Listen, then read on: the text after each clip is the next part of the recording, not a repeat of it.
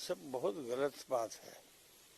ये देश को टुकड़ा करने के बराबर है। आप क्यों जा रहे हो मस्जिद के पास?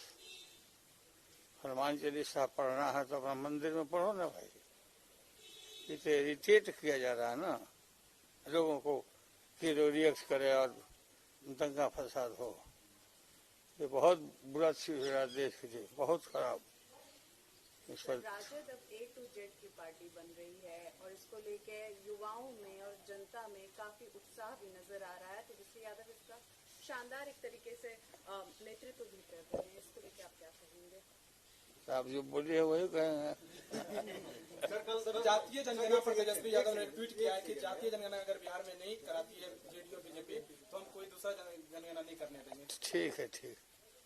ठीक है, फिर मिलेंगे। सर, परशुराम जयंती के मौके पर कल तेजस्वी यादव गए थे, उसको लेकर के भी आप क्या कहेंगे? वहाँ पर A to Z सबको जोड़ेंगे? नहीं, अच्छी बात है ना। परशुराम जयंती में गए, सब लोग बुलाए, आदर किए।